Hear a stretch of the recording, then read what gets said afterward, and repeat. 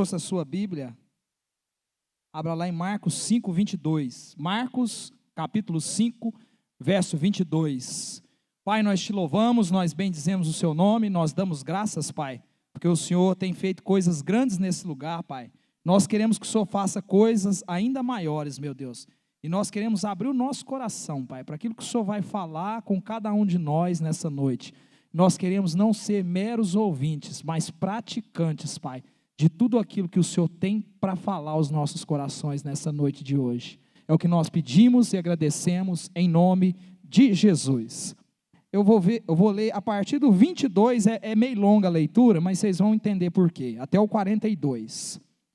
E diz assim: eis que chegou um dos principais da sinagoga, por nome Jairo, e vendo, prostrou-se aos seus pés e rogava-lhe muito, dizendo: minha filha está moribunda, rogo-te que venhas e lhe imponha as mãos para que ela sare e viva. E com ele seguia uma grande multidão que o apertava. E certa mulher que havia 12 anos tinha o fluxo de sangue e havia padecido na mão de muitos médicos, e despedindo tudo quanto tinha, nada lhe aproveitando isso antes, indo de mal a pior. Ouvindo falar de Jesus, veio de trás dele na multidão e tocou sua vestimenta, porque dizia: se tão somente eu tocar nas suas vestes, eu serei curada. E logo lhe secou a fonte de sangue e sentiu seu corpo estar curado daquele mal. E logo Jesus, conhecendo que virtude saiu dele, voltou-se para a multidão e disse: quem me tocou nas vestes? E aí disseram seus discípulos: vê que as multidão te aperta e diz: quem te tocou?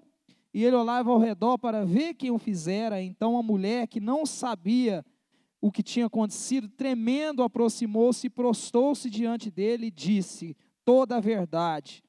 E ele disse: filha, tua fé te salvou, vá em paz e ser curada deste mal. Estando ainda falando, chegaram alguns dos principais da sinagoga, a quem disseram: a tua filha está morta, para que te enfadas mais o mestre? E Jesus, tendo ouvido essas palavras, disse ao principal da sinagoga: não temas, somente crê. E não permitiu que alguém o seguisse, a não ser Pedro e Tiago e João, irmão de Tiago. E tendo chegado à casa do principal da sinagoga, viu o alvoroço, que choravam muito e pranteavam. E entrando disse-lhes: por que vos alvoroçais e chorais? A menina não está morta, ela dorme. E riram-se dele. Porém, ele, tendo-os feito sair, tomou consigo o pai e a mãe da menina, e os que estavam com ele, entrou onde a menina estava deitada.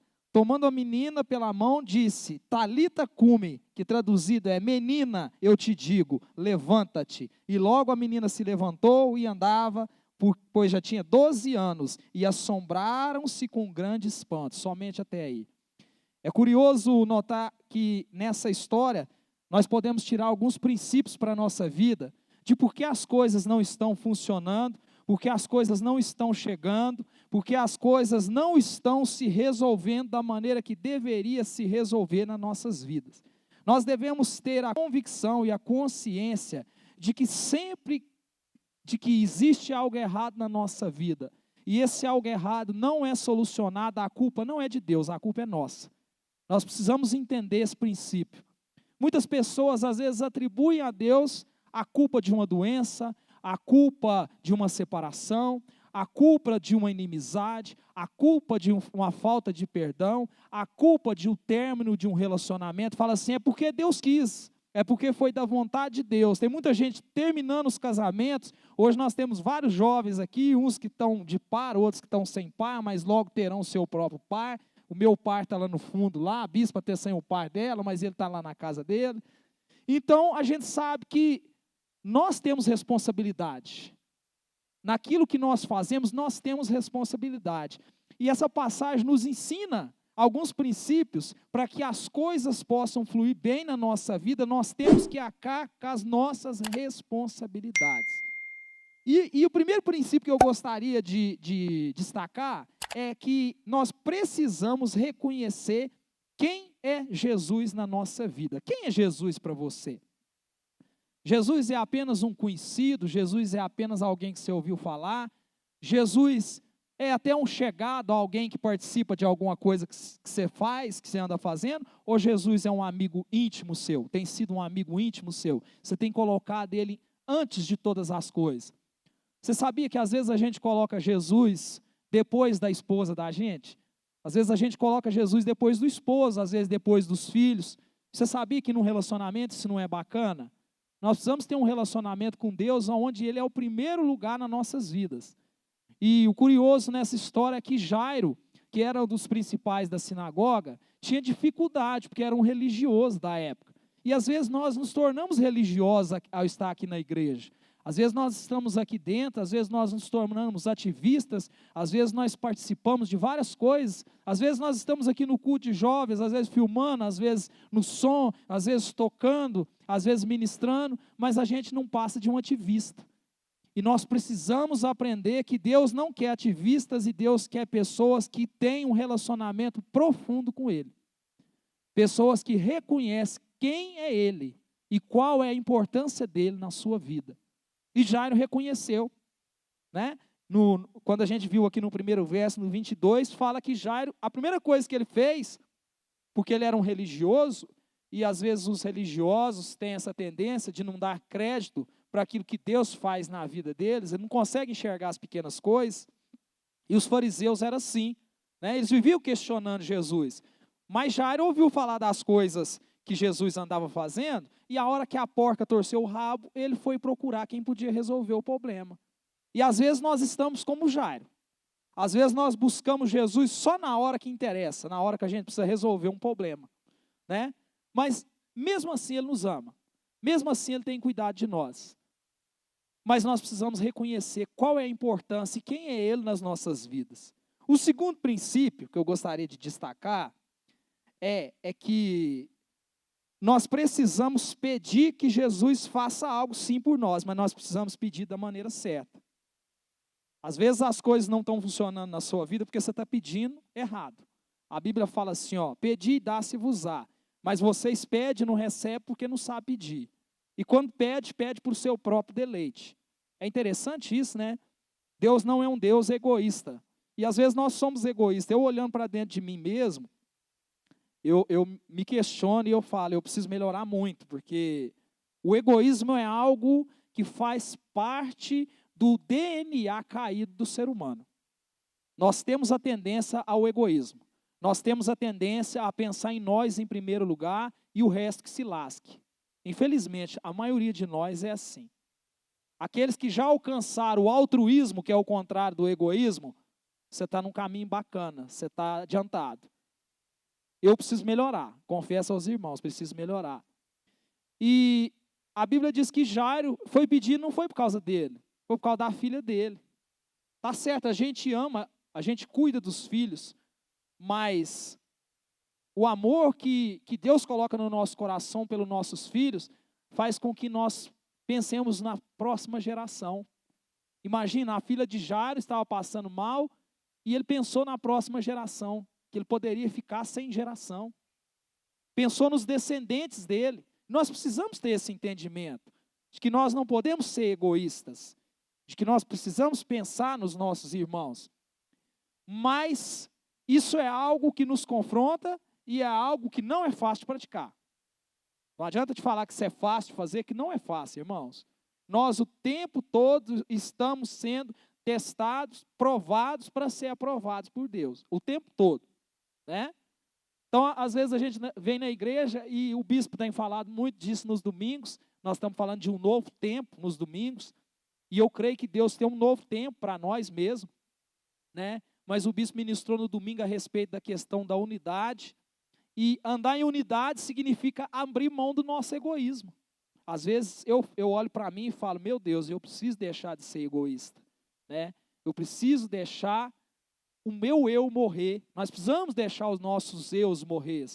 Porque quando nós não temos esse entendimento que Jairo tinha, da necessidade do outro, e olhamos só para nós, nós não recebemos o melhor de Deus para nossas vidas. É assim. Mas, eu repito, não é fácil praticar isso na vida da gente. O terceiro princípio que eu gostaria de destacar é que depois de ter pedido, nós precisamos confiar que Jesus vai atender aquilo que nós estamos pedindo. No verso 24 a gente vê isso.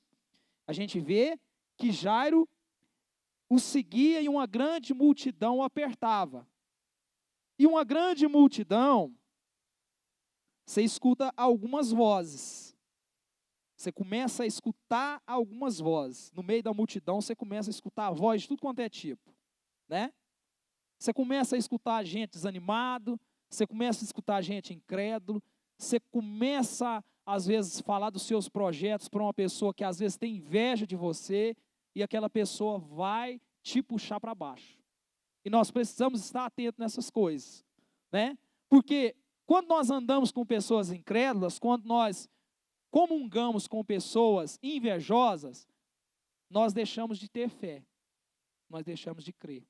Sabia? Nós já falamos muito a respeito disso aqui. Nós falamos que nós somos a média das 5 pessoas que nós andamos. Isso é verdade, irmãos.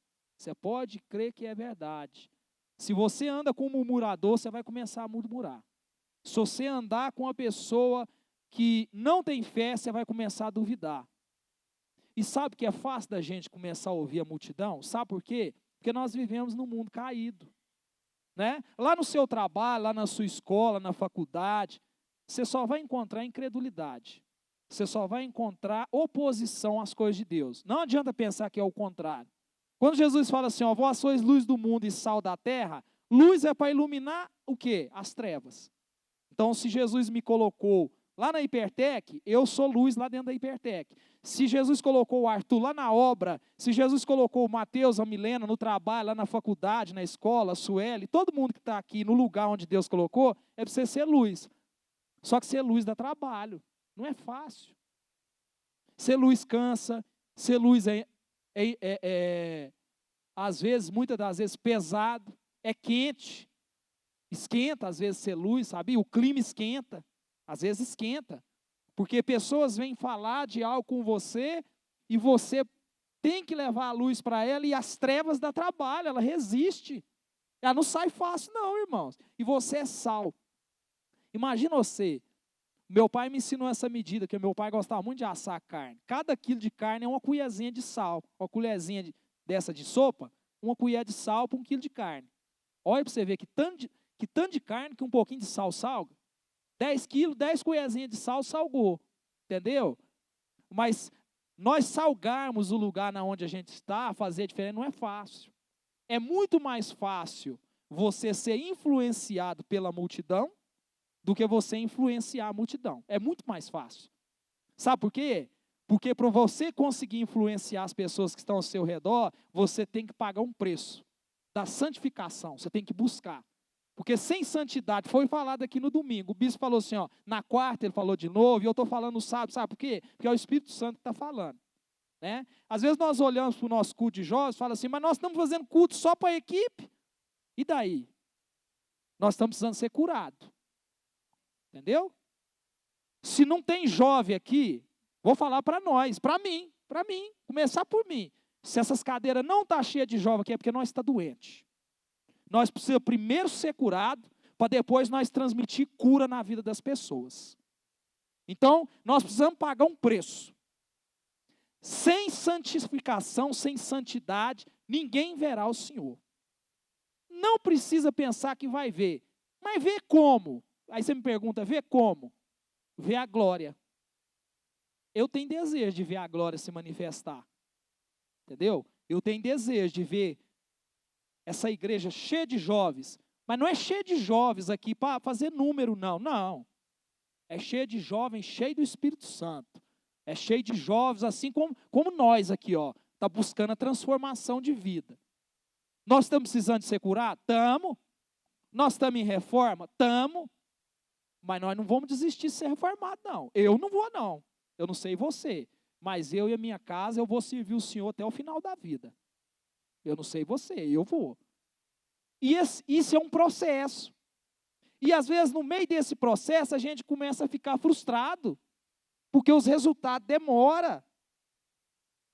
E o quinto processo, o quinto princípio, é que, não, o quarto, perdão. O quarto é que no meio do caminho apareceu uma mulher do fluxo de sangue. Vocês estão entendendo? Vocês vão entender agora o que eu estou falando. Quando Deus te abençoa, por tabela Ele abençoa aqueles que estão próximos a você. Pegou? Quando Deus te abençoa, Ele abençoa os que estão ao seu redor. Se nós formos abençoados, outras pessoas vão ser abençoadas que estiverem ao nosso redor. Mas primeiro nós precisamos buscar a bênção. Primeiro nós temos que pagar o preço para buscar essa bênção. E às vezes nós começamos a achar que está demorando. Sabe, a gente acha que está demorando. A gente tem a tendência, né, no mundo de ser imediatista, que tudo que você vai fazer hoje, você dá um Google, eu quero saber isso. Pá, deu um Google, já sabe. Saber não quer dizer nada, viu, irmãos? Falar a verdade para você, saber e não praticar não adianta nada. Adianta nada. Nós vivemos uma geração que é a geração que tem mais conhecimento da Bíblia, que tem mais mestres esparramados aí, Brasil afora e mundo afora. O que você quiser conhecer de todas as áreas, você conhece na internet. Tem. Só que nós não temos nem 10%, não vivemos nem 10% do que a primeira casa, os apóstolos, viveu. Por quê? Por quê? Aí você me pergunta, por quê? Mano, os caras não tinham Bíblia. O Antigo Testamento tinha sido escrito, eles mal tinham alguns pedacinhos do Antigo Testamento. O Novo Testamento ainda não tinha nem sido escrito. Essa semana eu terminei Atos dos Apóstolos, e você vê, cara, era muito louco o jeito que os caras faziam. Eles saíam pregando e largavam os caras se virar. E depois de um tempo, voltava, visitava a igreja, e ali os caras estavam rompendo em fé, estavam caminhando, e estavam firmando, e a igreja estava crescendo. Como é que esse negócio acontecia? Por que isso aí não acontece nos nossos dias? Por que nós temos que ficar curando as feridas, as mesmas feridas da ovelha, o mesmo espírito de divisão, o mesmo problema a vida inteira, e não rompe? Por quê? Por quê? Porque não tem comunhão com o Espírito Santo. É simples assim. A Bíblia fala assim, não vos embriagueis com vinho. Às vezes tem muito de nós aqui dentro da igreja que está pensando em tomar uma cachaçinha ainda, acha que não é pecado. Eu não vou falar para você levantar a mão não, porque hoje em dia tem tanta visão, irmão. É tanta visão, é tanta coisa na internet, disso pode, disso não pode, disso pode. Rapaz, presta atenção no que a Bíblia está falando, o que é santo e o que é profano. Você não precisa ficar pedindo opinião na internet, não. Entendeu? E aí o que acontece? Paulo fala, não andeis segundo a carne, mas, porque se você andar segundo a carne, você vai satisfazer o desejo da carne. Mas andeis no Espírito. 1 Coríntios 3, a partir do verso 1, diz assim, eu não pude vos falar como espirituais, porque ainda sois carnais. Mas eu queria trazer um alimento sólido, para que vocês pudessem ouvir e ser edificados, mas eu não pude, porque ainda sois carnais. Irmãos, eu falo isso porque Deus tem falado comigo isso. Isso aí, primeiro Deus trata com a pessoa que vai pregar, para depois a pessoa que vai pregar ministrar sobre a igreja. Irmãos, nós precisamos deixar de ser carnais. Se nós queremos ter sucesso na nossa empreitada, no nosso empreendimento, e hoje nós estamos falando aqui só com líder, hein, cara? Nós não estamos aqui à toa, não. Nós estamos aqui para aprender alguma coisa. E Deus está até mudando o que é para falar aqui. Não era para falar disso, mas Deus está mudando o que é para falar. E eu estou aqui para falar. Que eu sou obediente, assim como o bispo falou, eu sou obediente, eu tenho que falar. Se nós queremos ver o projeto funcionar, nós temos que pagar preço. Não precisa se achar que com estratégia humana nós vai ganhar jovens para Jesus, que não vai ganhar. Nós não vai ganhar, nós vai ganhar, eles vão ficar aqui um tempo, depois de 1 mês, 2 meses, 3 meses, vai embora. Nós precisamos ser cheios do Espírito. Nós precisamos buscar a estratégia do céu. Sabe por quê? Porque esse ministério aqui ele foi fundado, um ministério de salvação, de libertação e de ensino. É um ministério sério. E se nós não levar as coisas de Deus a sério, a começar por mim, Deus não vai fazer a obra e o mover dele no nosso meio. Não vai fazer. Então nós Nós que queremos ver o mover de Deus na nossa vida, nós precisamos pagar o preço. Nós precisamos mudar essa forma de pensar. Nós precisamos começar verdadeiramente a ser um purê de batata.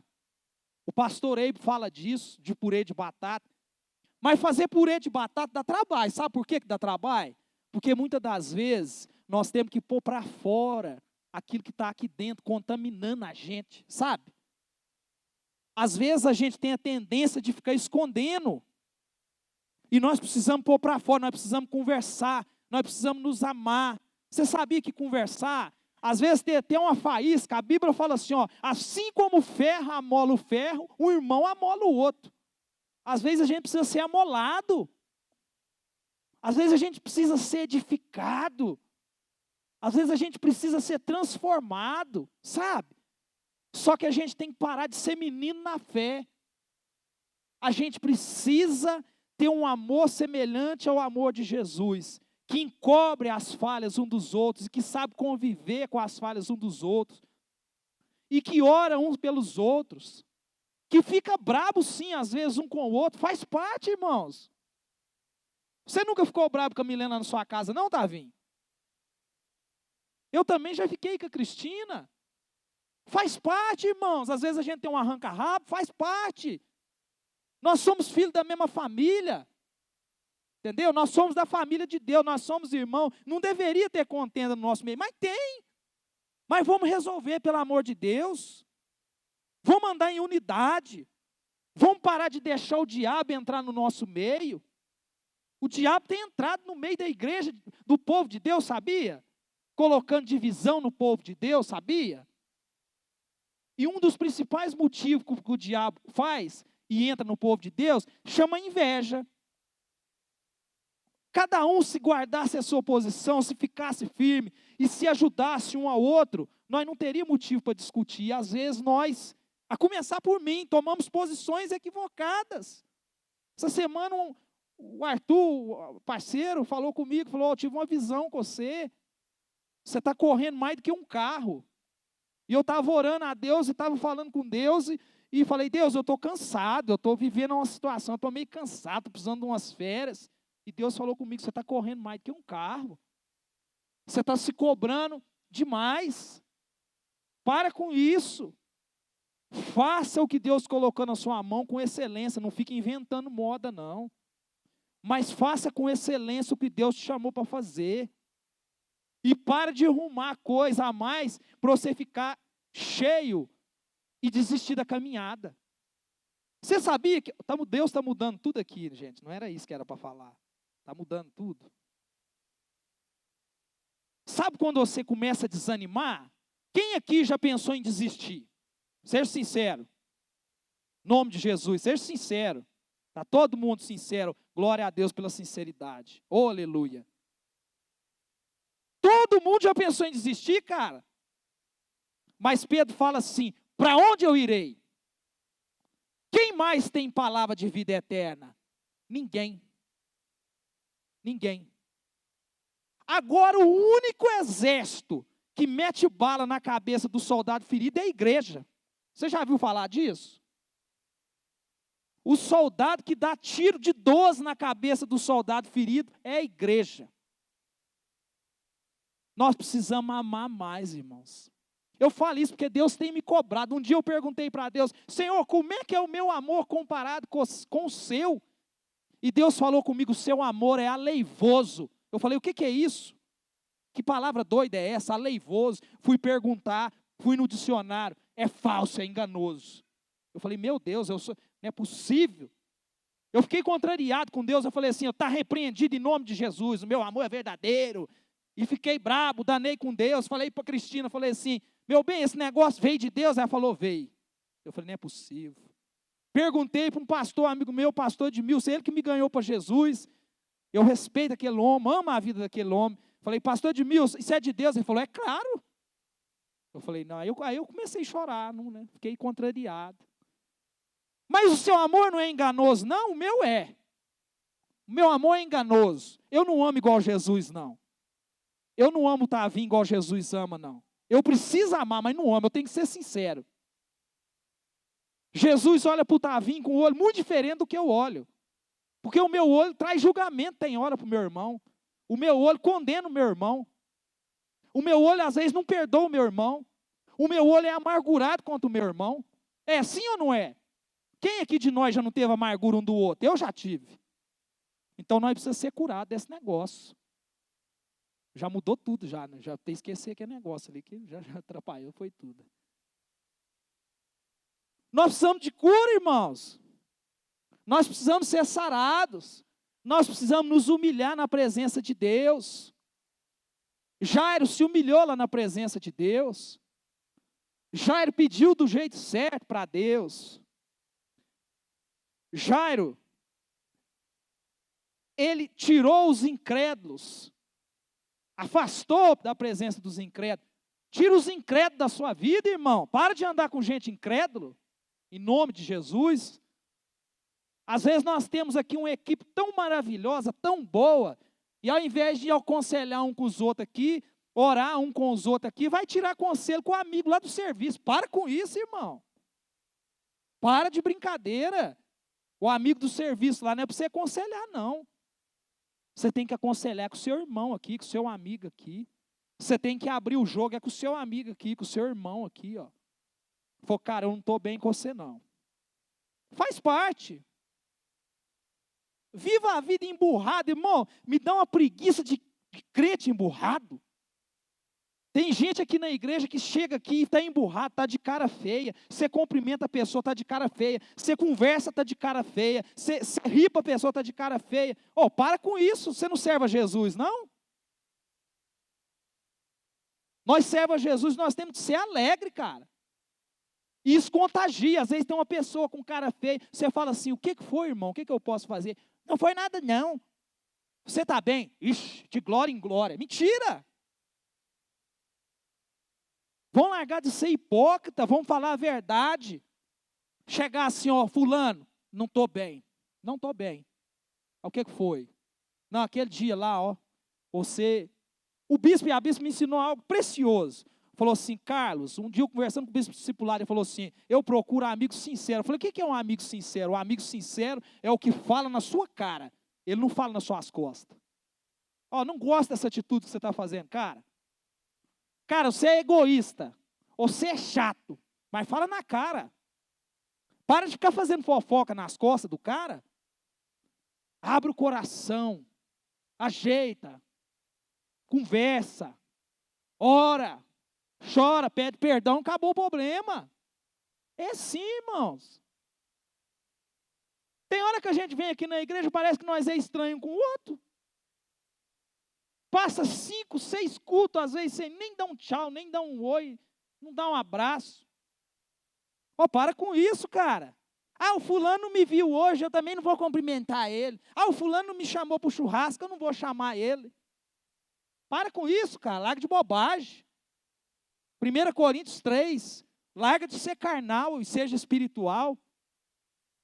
O maior é aquele que serve. Serve o cara, fala assim, vai lá em casa. Chama o cara. Tem gente que tem essa síndrome da inferioridade. Ah, para com isso, irmão. Você serve Jesus. Você não é superior a ninguém, mas você também não é inferior a ninguém. Não é. Não é. Nós somos iguais. Somos todos filhos de Deus. Eu não sou melhor que vocês e nem vocês é melhor que eu. Nós somos todos iguais diante dos olhos do nosso Pai. E tem hora que a gente acha, tem gente que acha que é melhor. Até eu também acho, irmão. Tem hora que você acha que você é melhor, que você é mais santo do que os outros.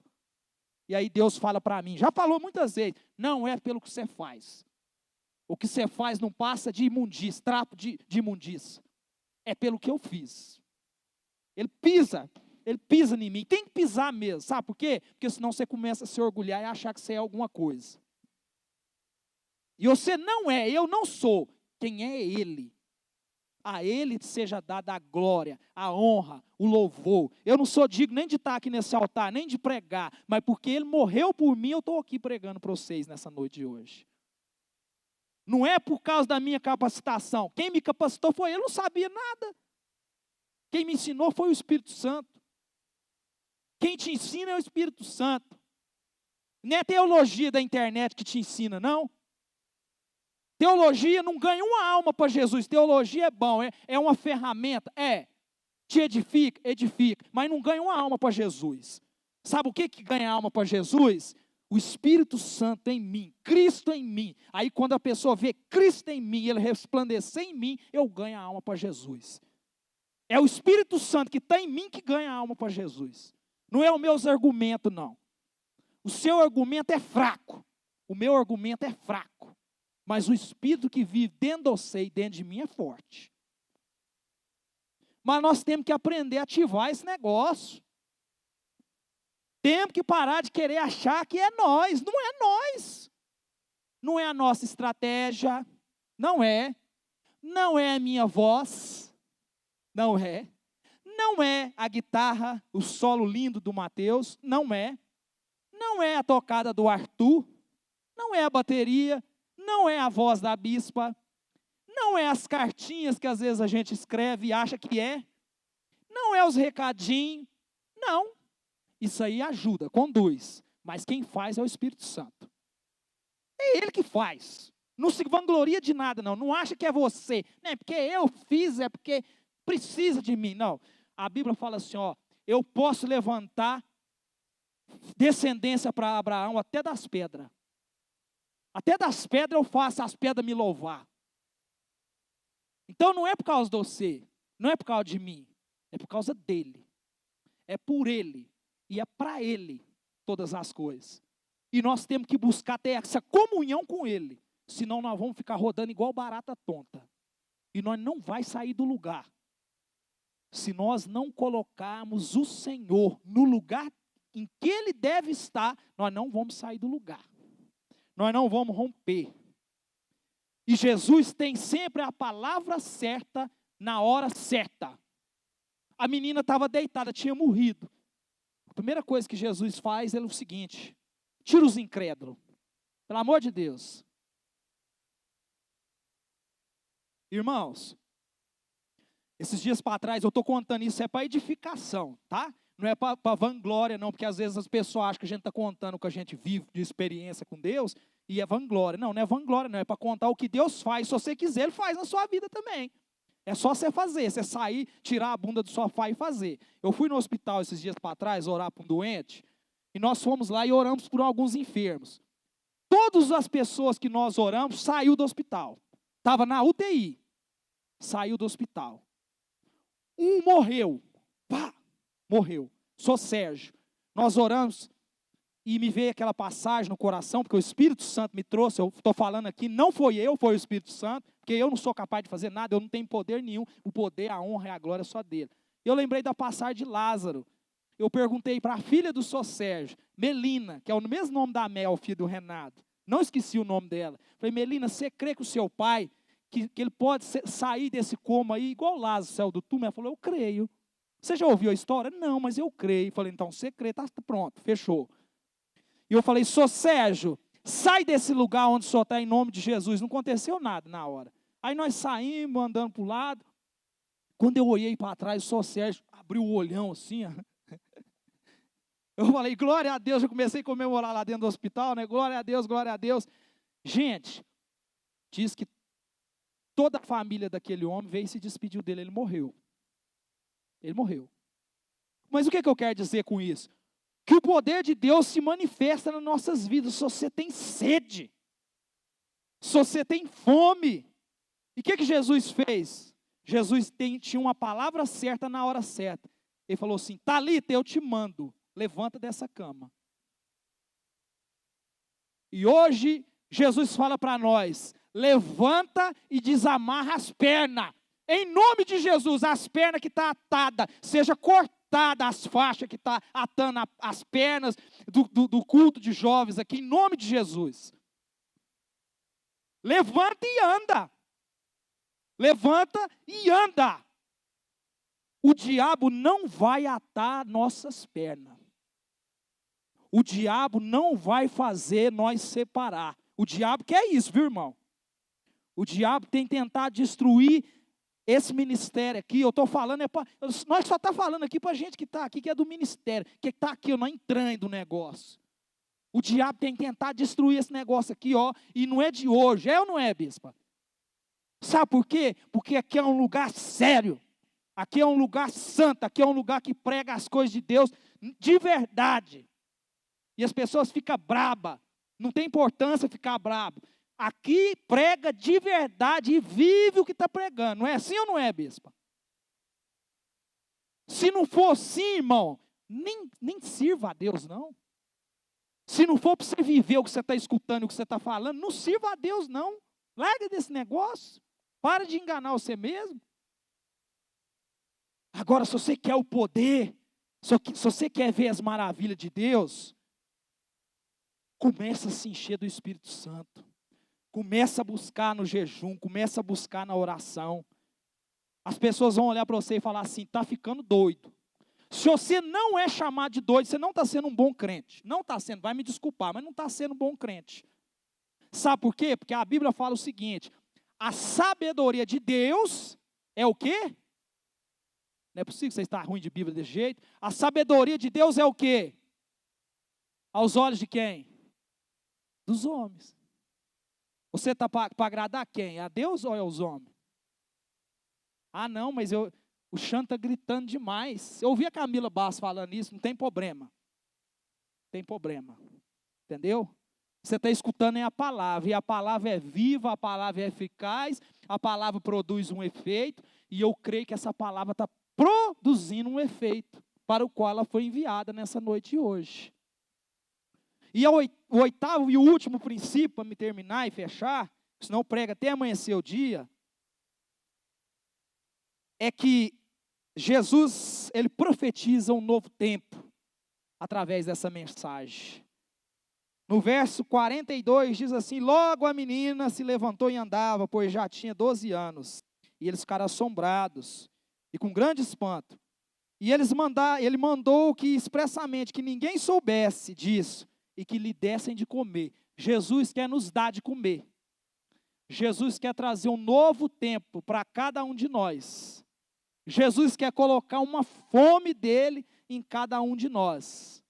Mas nós precisamos estar dispostos a nos alimentar daquilo que Jesus tem para cada um de nós. Eu vou deixar você com uma pergunta na sua cabeça.